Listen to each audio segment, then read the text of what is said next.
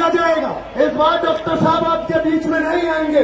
मैं शुक्रिया अदा करता हूं अबू आसमी साहब का कि इन्होंने समाजवादी का टिकट देकर डॉक्टर साहब की आवाज को बुलंद किया और फिर से आपके बीच में मेरे भाई भेजा।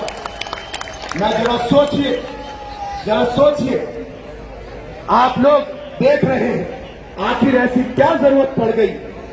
एक तरफ तो असद साहब अकबर साहब कहते थे कि सुनो मुसलमानों, पहला इलेक्शन मेरे चेहरे पर जीत कर आते, दूसरा इलेक्शन भी मेरे चेहरे पर जीत जाना, लेकिन तीसरे इलेक्शन में काम के नाम पर वोट मांगना। तो असद साहब अकबर साहब से सवाल करिए, साहब जो आप इनके लिए गली गली फिर कर वोट मांग रहे हो, आप ये क्यों नहीं कहते कि इम्तियाज जलील ने ये काम किया, इम्तियाज जलील ने वो काम किया, इम्तियाज जलील ने ये बनाया, इम्तियाज जलील ने वो बनाया। आपके पास कोई जवाब नहीं है। सिर्फ आप इम्तियाज जलील के सिनात को बचाने के लिए आप मुसलमानों के मुस्तकबिल के साथ खिलवाड़ कर रहे हो।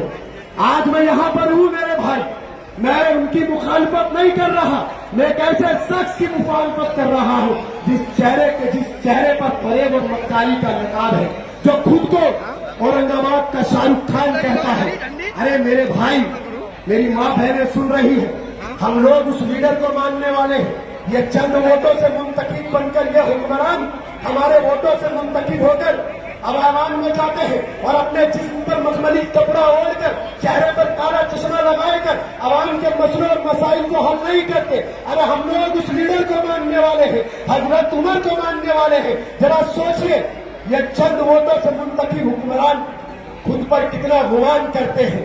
इनके चेहरे पर कोई भी जरा सी मलामत नहीं गिरती कि आवाम के मसले और मसाइल को हल नहीं करते। वो 23 मुरब्बा मील का मालिक, आधी दुनिया का बादशाह, हुक्मरानी उसे कहा करते थे, लीडरशिप वो हुआ करती थी।